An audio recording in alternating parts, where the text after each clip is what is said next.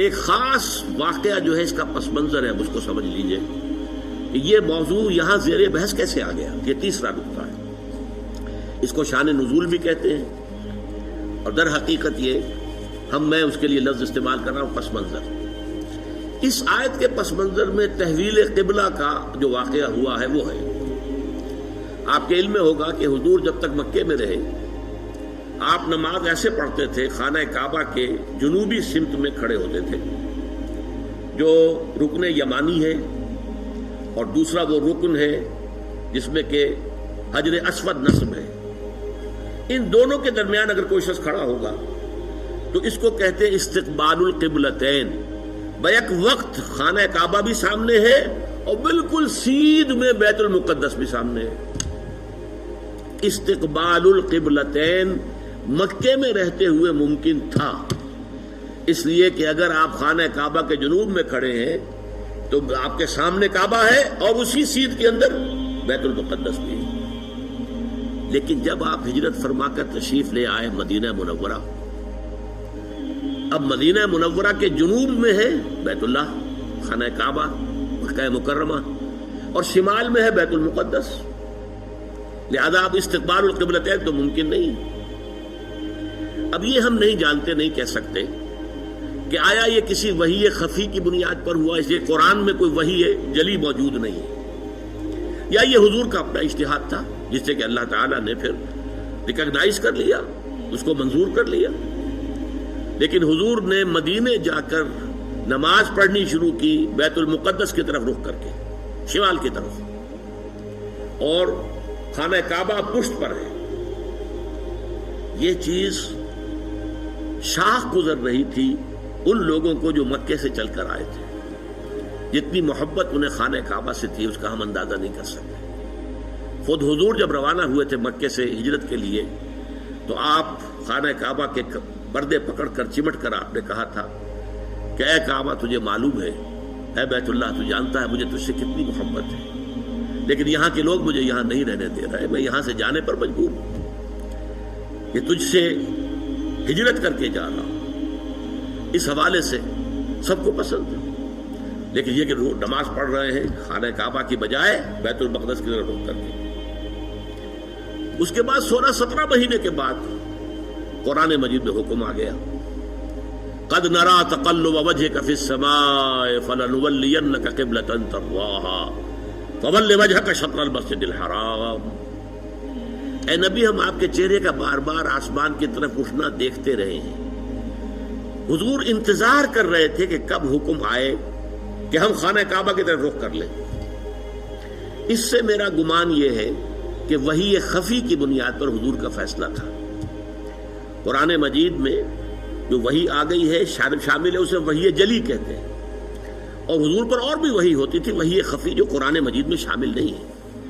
بہت سی احادیث در حقیقت وہ وحی ہی پر مبنی ہے، لیکن وہ باللفظ نہیں ہے، بالمعنی ہے، اور وہ وحی جلی نہیں ہے، وحی خفی ہے۔ تو یہ معلوم ہوتا ہے وحی خفی کی بنیاد پر تھا، لیکن حضور پر بھی شاخ گزر رہا تھا اور مکے والوں پر بھی شاخ گزر رہا تھا، اور حضور بار بار آسمان کی طرف نگاہ اٹھاتے تھے کب جبرائیل آئیں اور کب یہ حکم ہو کہ ہم اپنا رخ بدل دیں اور بجائے شمال کی طرف رخ کر کے نماز پڑھنے کے جنوب کی طرف رخ کر کے نماز پڑھیں۔ اللہ فرماتا ہے قد نرى تقلب وجهك في السماء فلنولينك قبلة ترضاها۔ اے نبی، ہم دیکھتے رہے ہیں آپ کے چہرے کا آسمان کی طرف بار بار اٹھنا، تو لیجئے ہم بدل دیتے ہیں، آپ کا چہرہ کر دیتے ہیں رخ خودی طرف جو آپ کو پسند ہے۔ فول وجهك شطر المسجد الحرام، تو اب اپنا رخ پھیر دیجئے مسجد حرام کی طرف۔ فیصلہ حکم آ گیا۔ اب یہاں نوٹ کیجئے، یہاں وہ جو مذہبی ایک خاص ذہنیت تھی جس کا میں نے پہلے ذکر کیا تھا، جن کے نزدیک ظواہر کی بہت اہمیت ہے، ہر عمل کا ایک تو ہے باطن، اس کی روح، ایک اس کا ظاہر ہے، لیکن عام طور پر جو کٹر قسم کے اور جو زیادہ سمجھدار لوگ نہیں ہوتے، ان کے اندر زیادہ اہمیت جو ہے وہ ظواہر کی ہو جاتی ہے، باطن کی طرف توجہ نہیں ہوتی، روح کی طرف جو ہے توجہ نہیں ہوتی۔ تو کچھ نہ کچھ مسلمانوں میں بھی ایسے حضرات تھے، لیکن اس سے بڑھ کر یہودیوں نے ایک طوفان اٹھا دیا۔ پہلے تو یہودی خوش تھے، انہیں یہ احساس ہوا کہ محمد تو ہمارے کیمپ فالوور ہیں. جب ہمارے قبلے کی طرف رخ کر کے انہوں نے نماز پڑھنی شروع کی ہے، اس کا مطلب ہے کہ ہی از فالوئنگ اس، تو ہمارے پیروکار ہو گئے، تو جھگڑا کائے کا ہے. لیکن اب جب آ گیا یہ کہ اپنا رخ بدل دیجئے، اب پیٹھ ہو گئی بیت المقدس کی طرف اور رخ ہو گیا خانہ کعبہ کی طرف، تو ان کے کان کھڑے ہوئے کہ یہ تو کوئی مسئلہ جو ہے کچھ اور ہے. ایک نئی امت کی تشکیل ہو رہی ہے اور ایک نئی بالکل شریعت آ رہی ہے، نئی امت جو ہے وہ وجود میں آ رہی ہے. انہوں نے اس کو ایک مسئلہ بنا لیا، پروپیگنڈے کا طوفان کھڑا کر دیا. یہ کیسے نبی ہیں جن کا قبلہ ہی معین نہیں؟ 16 مہینے ادھر رخ کر کے نماز پڑھی. اگر ادھر کا قبلہ تھا تو وہ غلط تھا، تو 16 مہینے کی نمازیں زیرو ہو گئی. اور اگر وہی صحیح قبلہ تھا تو اب جو نمازیں پڑھ رہے ہیں وہ زیرو ہو گئی. قبلہ تو اپنی جگہ سے نہیں ہل سکتا، قبلہ تو ایک ہی ہوتا ہے. ان کا قبلہ ہی معین نہیں ہے. 16 مہینے ادھر رخ کر کے نماز پڑھی، اب ادھر رخ کر لیا. اور جیسا کہ میں نے عرض کیا، مسلمانوں میں بھی ایسے سادہ لوگ، سادہ مزاج لوگ تھے، وہ ان کے اس پروپیگنڈے سے بہت متاثر ہوئے. لہذا ایک خلش، ایک بے چینی، اگرچہ ظاہر بات ہے کہ حضور نے وحی سنائی ہے، اللہ کا حکم آیا ہے فَوَلِّ وَجْهَكَ شَطْرَ الْمَسْجِدِ الْحَرَامِ وَحَيْثُ مَا كُنتُمْ فَوَلُّوا وُجُوهَكُمْ شَطْرَهُ. نہ صرف یہ کہ اب فوراً اپنا رخ جو ہے مسجد حرام کی طرف کر دو، چنانچہ آپ کے علم میں ہوگا جو لوگ وہاں گئے ہیں، وہاں مدینے میں ایک مسجد ہے، مسجد القبلتین. حضور ایک خاص قبیلے میں گئے ہوئے تھے، ظہر کی نماز کا وقت وہاں آ گیا، وہاں کوئی دعوت طعام تھی، ظہر کا وقت آ گیا تو کھڑے ہو گئے نماز پڑھنے کے لیے، صحابہ پیچھے کھڑے ہیں. اسی دوران میں، نماز کے دوران یہ آیات نازل ہوئی. حضور نے وہی قبلہ بدلا اپنا، فَوَلِّ وَجْهَكَ شَطْرَ الْمَسْجِدِ الْحَرَامِ. اب حکم الہی آنے کے بعد تو تاخیر 1 منٹ کی بھی جائز نہیں، تو فوراً آپ نے رخ بدل لیا اور تمام نمازیوں نے بھی رخ بدل لیا. اس لیے اس مسجد میں 2 طرف محرابیں بنی ہوئی ہیں. ایک محراب جو ہے وہ شمال کی طرف ہے، بیت المقدس کی طرف، اور ایک محراب ہے مکے کی طرف، جنوب کی جانب. اسی لیے اس کو کہتے ہیں مسجد القبلتین، 2 قبلوں والی مسجد. لیکن یہاں حکم یہ بھی ہے وَأَيْنَمَا تَكُونُوا فَوَجُّوا، جہاں کہیں بھی تم ہو فَوَلُّوا وُجُوهَكُمْ شَطْرَهُ، اے مسلمانوں جہاں کہیں بھی ہو اپنا رخ مسجد حرام کی طرف کرو. اب ظاہر بات ہے کہ اس پر جب عمل ہو گیا تو صحابہ نے عمل تو کیا، دل میں کچھ دغدغا رہا، کچھ پریشانی رہی. خاص طور پر یہ بات کہ اگر اصل قبلہ یہ تھا اور یہ ہے جو آج ہو گیا ہے، تو پھر ہماری نمازوں کا کیا بنے گا؟ ہماری نمازیں 16 مہینے کی ضائع ہو گئی، غلط قبلے کی طرف پڑھی گئی. اسی لیے اسی مقام پر کہا گیا ہے وَمَا كَانَ اللَّهُ لِيُضِيعَ إِيمَانَكُمْ، نہیں اس وسوسے کو قریب نہ آنے دو. نماز تو عین ایمان ہے، نماز ضائع ہو گئی تو ایمان ضائع ہو گیا نہیں. اس وقت حکم وہ تھا، اس پر عمل کرنا تقاضا تھا دین کا. اب حکم یہ ہے، اب اس پر عمل کرنا تقاضا ہے دین کا.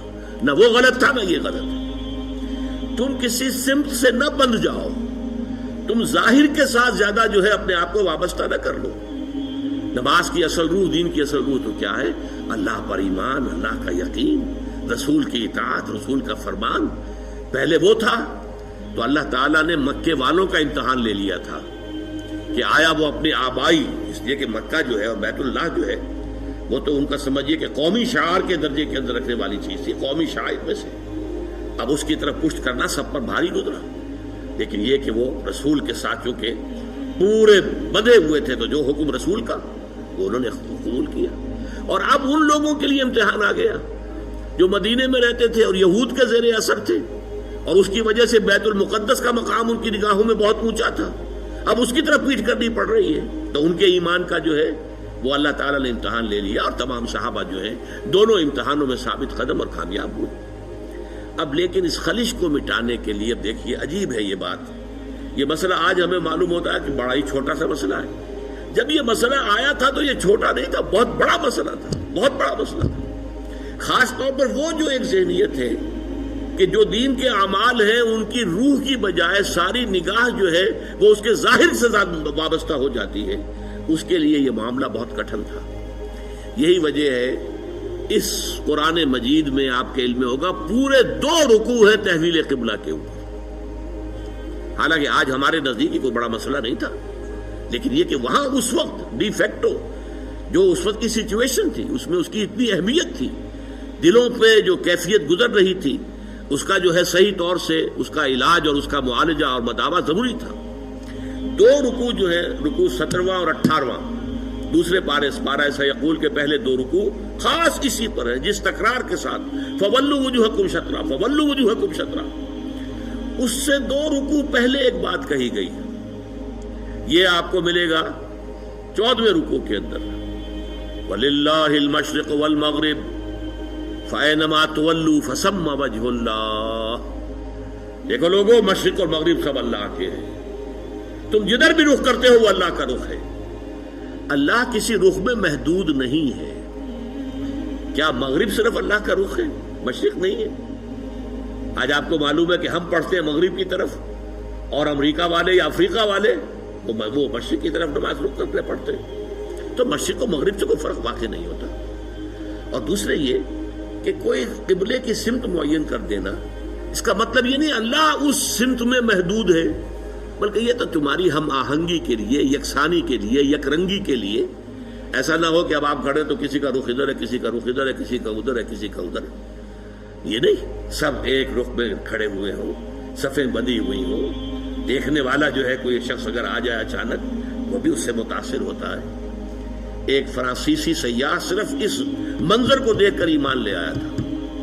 وہ آیا تھا مصر سیاحت کے لیے، اور وہ جو بہت بڑا وہاں کا دارالعلوم ہے جامع الازہر، اس کی جو جامع مسجد ہے، اس کے وہ مینار پر چڑھ گیا، عصر کا وقت تھا، مینار کے اوپر سے اس نے منظر دیکھا، صحن میں عصر کی جماعت ہو رہی تھی۔ اب ایک امام کے پیچھے کھڑے ہیں، سیدھی سیدھی صفیں بندھی ہوئی ہیں، ایک امام کا کوشن ہے اور وہ جھک رہے ہیں، اور اسی طرف سے کوشن آئی ہے، وہ کھڑے ہو گئے ہیں۔ یہ منظر ایسا اس کے دل کے اوپر اس نے اثر کیا، وہ ایمان لے آیا کہ جس مذہب کی عبادت اتنی منظم، اس کے اندر یہ رنگ ہے، گویا کہ ملٹری پریڈ ہو رہی ہے، اس طرح کا انداز عبادت کا، ایک تو کلیکٹیو، انفرادی نہیں، اجتماعیت کی اہمیت، اور پھر اس کے اندر وہ رنگ اور یکسانی، ہم رنگی دیکھ کر۔ تو اس طریقے سے تمہارے اندر یک رنگی پیدا کرنے کے لیے ایک رخ معین کر دیا۔ اس کا یہ مطلب نہیں اللہ اسی رخ میں ہے، للہ المشرق والمغرب، مشرق و مغرب سب اللہ کے لیے ہے۔ فَأَيْنَمَا تُوَلُّوا فَثَمَّ وَجْهُ اللَّهِ، جدھر بھی تم رخ کرو اللہ کا رخ ہے، شمال بھی اللہ کا، جنوب بھی اللہ کا، مشرق بھی اللہ کا، مغرب بھی اللہ کا۔ اللہ تعالیٰ کسی رخ میں جو ہے محدود نہیں ہے، اس کو خوب کہا ہے غالب نے، ہے پرے سرحد ادراک سے اپنا مسجود۔ قبلے کو اہل نظر قبلہ نما کہتے ہیں، یعنی ہم جسے سجدہ کر رہے ہیں کعبے کو سجدہ نہیں کرتے ہم، چاہے وہ لوگ جو مسجد حرام میں کھڑے ہو کر وہ وہاں پر صفیں باندھے ہوئے کعبے کے گرد کھڑے ہوئے ہیں، مسجود کعبہ نہیں ہے، معاذ اللہ، مسجود صرف اللہ ہے۔ اس لیے ہے پرے سرحد ادراک سے اپنا مسجود۔ مسجود ہمارا جو ہے وہ تو ادراک، ہمارے عقل اور فہم اور ہمارے تخیل اور تصور سے وراء الورا ثم وراء الورا ثم وراء الورا، ہے پرے سرحد ادراک سے اپنا مسجود۔ قبلے کو اہل نظر قبلہ نما کہتے ہیں۔ یہ قبلہ نما ہے، اصل میں یہ ڈائریکشن ہے جو معین کر دی گئی، بس یہ ہے، اس سے زیادہ اس کی اہمیت نہ سمجھو۔ یہ بات کہہ کر پھر 2 رکوعوں کے بعد وہ پورے 2 رکوع آئے جس میں کہ یہ حکم تحویل قبلہ کا حکم آ گیا۔ سَيَقُولُ السُّفَهَاءُ مَا وَلَّاهُمْ مَنْ قِبْلَتِهِمُ الَّتِي كَانُوا عَلَيْهَا، اب عن قریب بہت سے ناسمجھ لوگ کہیں گے کس شے نے ان کا رخ پھیر دیا اس قبلے سے جس پر یہ رہے ہیں 16 مہینے۔ قُلْ لِلَّهِ الْمَشْرِقُ وَالْمَغْرِبُ، کہہ دیجئے اللہ کے ہیں مشرق اور مغرب سب کے سب، تمام ڈائریکشنز، تمام سمتیں اللہ کی۔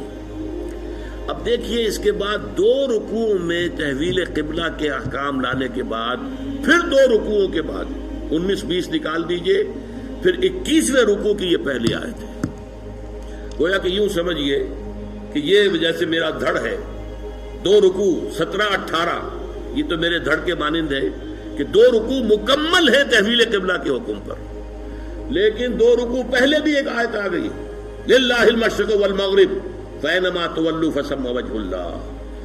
اس کے بعد بھی اگر کوئی خلش رہ گئی، کوئی دل کے اندر جو بے اطمینانی رہ گئی، ہوگے کچھ لوگ، اب اس کے لیے آخری جس کو کہیں گے موپنگ اپ آپریشن، 2 رکوعوں کے بعد لیس البر ان تولوا وجوہکم قبل المشرق والمغرب، نیکی یہی نہیں ہے کہ تم اپنے چہرے مشرق و مغرب کی